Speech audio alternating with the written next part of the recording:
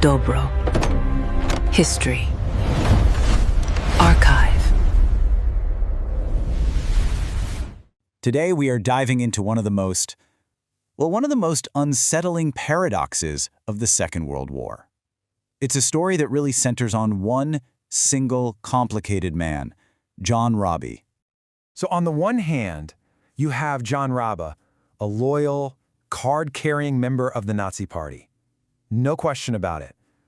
But on the other hand, in China, he is revered as a huapusa, which means a living Buddha. How can both of those things be true for the same person? It's this incredible moral contradiction that is at the very heart of this story. And that really is the central question we have to try and unravel. How did a man who was aligned with one of history's most monstrous regimes somehow become the savior of 250,000 people? Let's get into it. Okay, so let's set the scene. It's the brutal winter of 1937. The Imperial Japanese Army, who, remember, is an ally of Nazi Germany, is bearing down on Nanking, which was the capital of China at the time. And the entire city is just holding its breath, bracing for what they know is coming.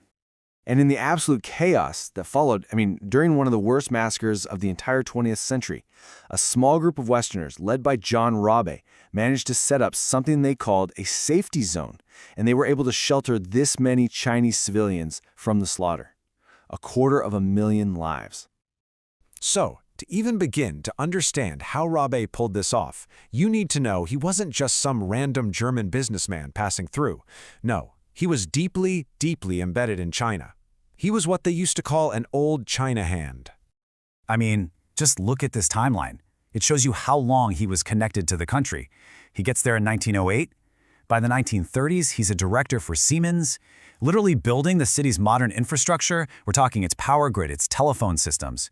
He joins the Nazi Party in 1934, and then in 1937, when the invasion is imminent, he makes that fateful choice to stay. And this is where the geopolitics just get bizarre.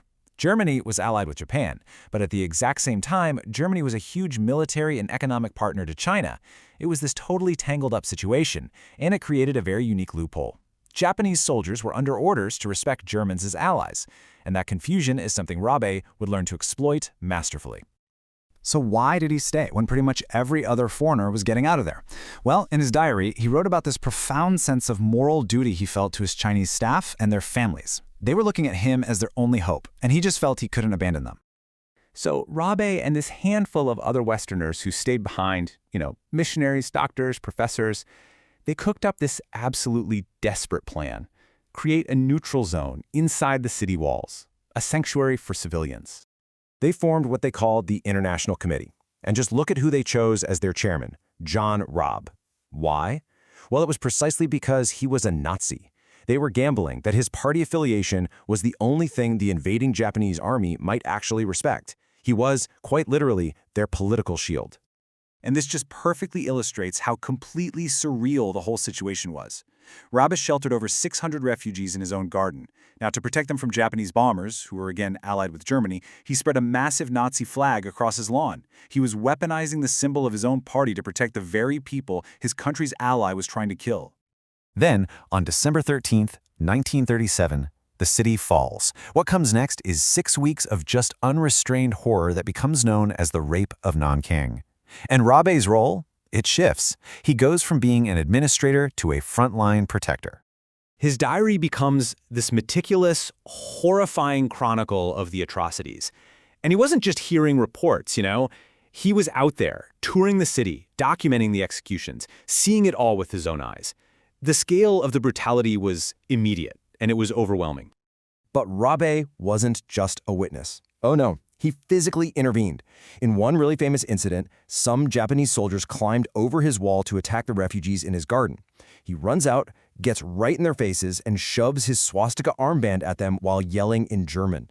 The sheer audacity of this so-called ally stunned the soldiers, and they left. And this wasn't a one-time thing. He did this kind of stuff repeatedly. So you can just imagine what the Chinese refugees were seeing every day. This German Nazi physically putting his own body between them and certain death. And in response, they gave him this title, Huapusa, a living Buddha. It's a title of supreme spiritual reverence, and they gave it to a member of the Nazi Party. So in early 1938, Rabe gets recalled to Germany. He leaves Nanking, but he takes with him his detailed diaries and film evidence of the massacre. And he has this one, you could say, incredibly naive mission in mind. He genuinely believed, I mean truly believed, that if he could just get this evidence in front of Adolf Hitler, the Führer, a man he revered, would be absolutely appalled by what his Japanese allies were doing and would step in to stop it. It just shows you the incredible cognitive dissonance Rabe was living with. Well, reality hit, and it hit fast and hard. After sending his report to Hitler, he was immediately arrested by the Gestapo. The Nazi regime, they had zero interest in his humanitarian pleas. All they saw was a threat to their strategic alliance with Japan. He was only released after he promised to never, ever speak or write about Nanking again. He was totally silenced. So after the war, Rabe's story takes another tragic and then a truly remarkable turn. With the fall of the Third Reich, Rabe was suddenly just another Nazi party member to the Allied authorities. He lost his job, he lost his savings, he was living in absolute poverty and suffering from severe malnutrition. The very man who organized food for 250,000 people was now starving himself.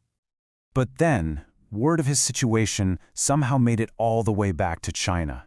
And in this just incredible act of reciprocity, the people of Nanking, who were in the middle of their own brutal civil war, by the way, they raised money and started sending food parcels to their old protector in Berlin. They remembered their living Buddha, and they repaid the debt.